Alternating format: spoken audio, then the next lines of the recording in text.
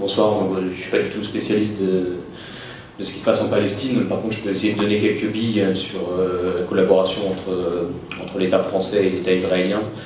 Et donc, il n'y a pas du tout une collaboration qui commence après 2005, même si elle a été mise en lumière, mais où on a, enfin là on voit très bien dans le premier film les techniques de torture, de disparition de population, de quadrillage, et en fait tout le système de guerre militaro-policière à la population qu'a mis en place l'armée française en Algérie va être exporté dès ce moment-là. C'est-à-dire qu'on a des traces, le CIPCG d'Arzow, donc le centre d'instruction à la pacification, à la guérilla, à la contre-guérilla à Arzow en Algérie, donc un peu l'école emblématique du moment où a été synthétisé le modèle de contre-insurrection français.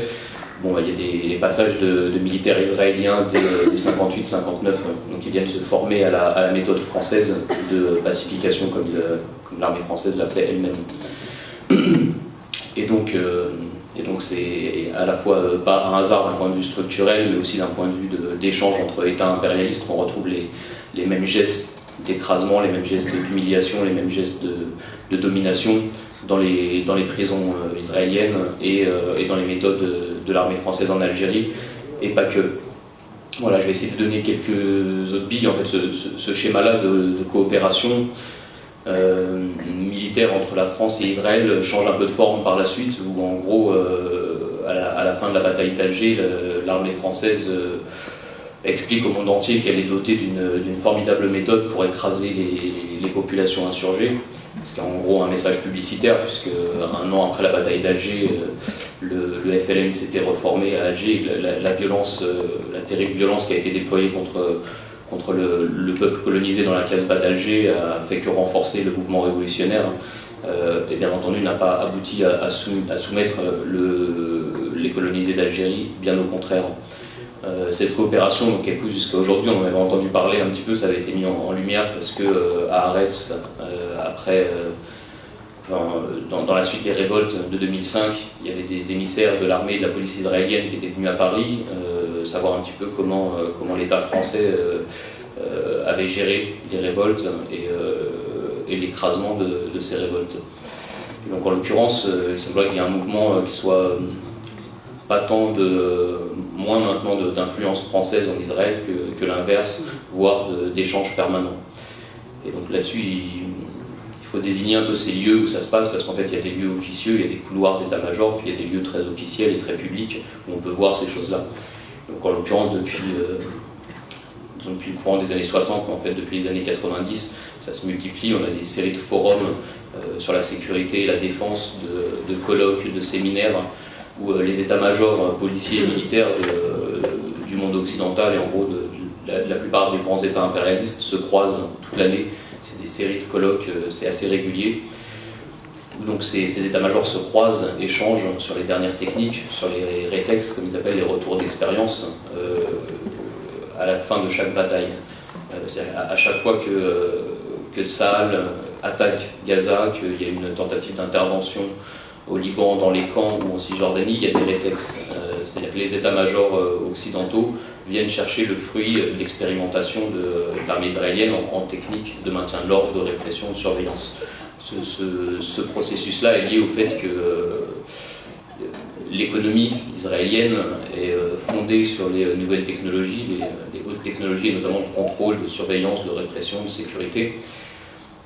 Et qu'on peut faire un lien entre l'émergence de cette économie, de cette industrie de la sécurité et de la répression qui se développe partout dans le monde, autour de cette capacité qu'ont les grands États impérialistes qui se sont dotés d'enclaves coloniales de pouvoir expérimenter des techniques de surveillance et de répression.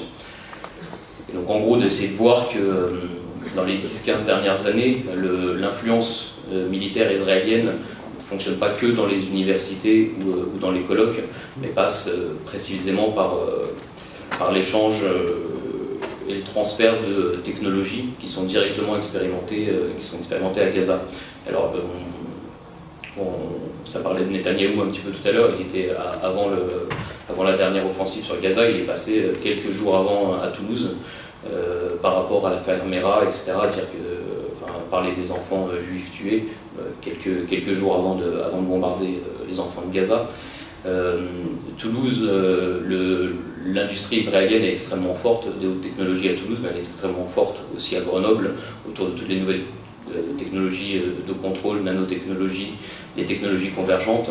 Et donc le partenariat entre les industries militaires, militaro-policières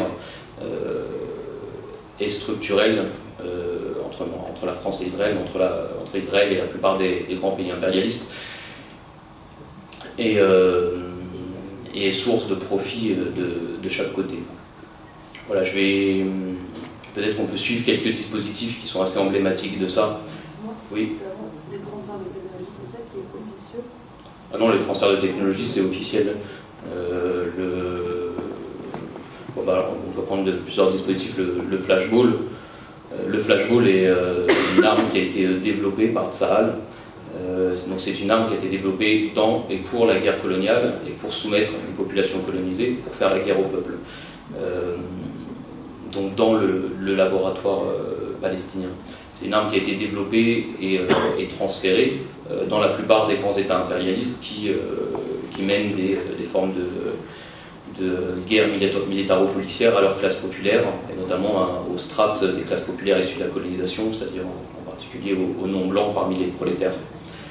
Le flashball a été exporté et il ne cesse d'évoluer. On a toute une série de nouvelles utilisations dès que c'est transmis aux polices du monde occidental et qui sont tout autant de sous-marchandises d'un secteur en développement permanent.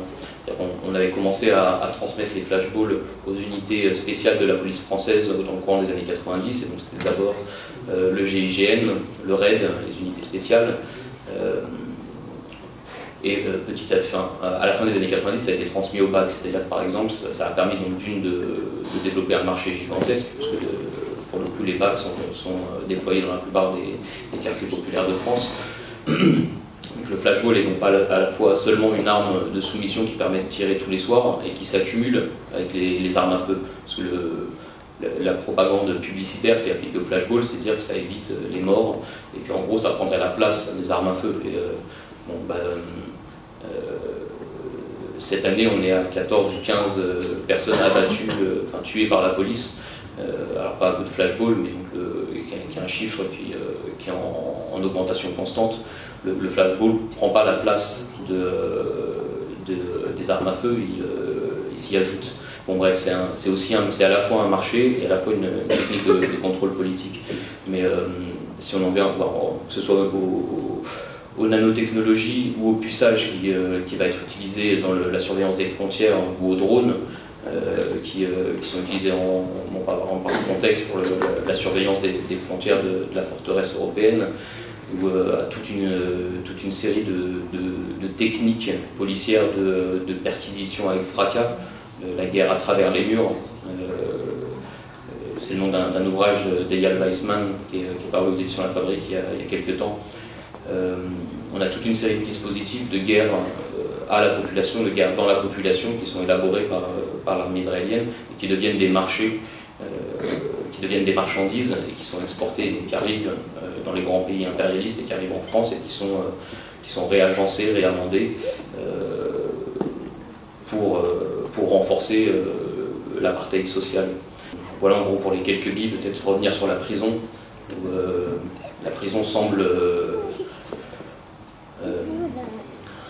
dans la guerre qui est menée, la guerre de colonisation qui est menée au peuple palestinien, ou dans le maintien de l'ordre à l'intérieur des métropoles impérialistes, un rouage fondamental du renforcement sécuritaire. Je crois qu'on donnait tout à l'heure comme statistique un homme palestinien sur 2 qui passait par la prison. Aux États-Unis, c'est un noir sur 3 qui passe par la prison.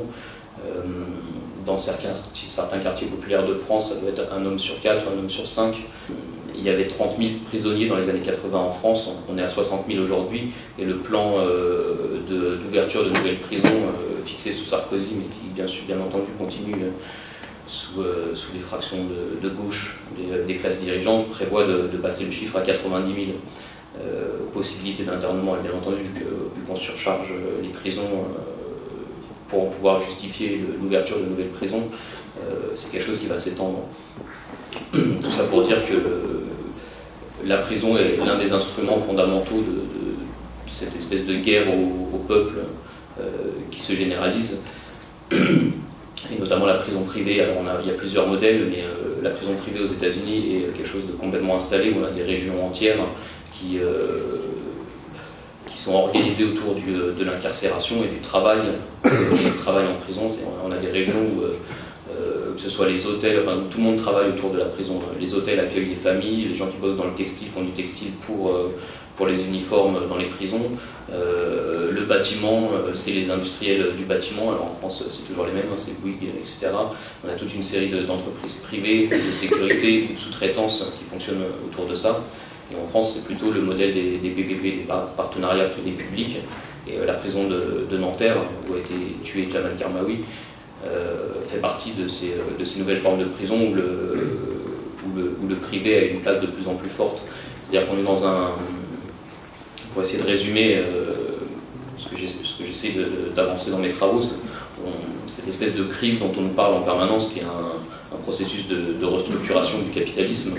Elle a deux facettes. Elle a des facettes qu'on voit très précisément dans les campagnes interalliées, impérialistes de colonisation extérieure, en Irak, en Afghanistan, en Libye, etc. Mais elles ont des dimensions intérieures.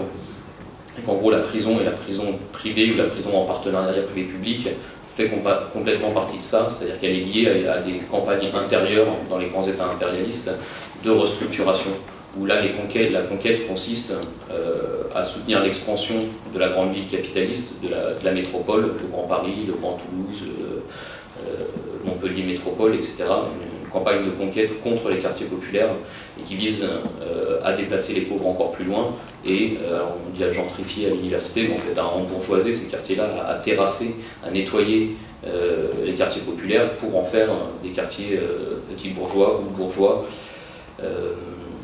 autour de l'idée autour de ce processus qui permettrait, à travers la destruction créatrice, de dépasser la crise, et donc sur le même principe habituel de faire toujours plus de profit. Bref, d'essayer de montrer que la prison est complètement connectée à ce schéma de présenter comme une crise internationale et qui est en l'occurrence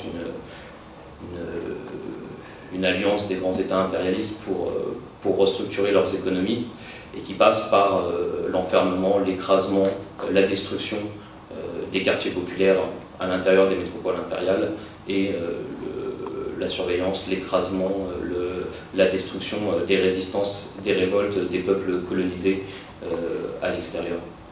Bon, voilà, merci.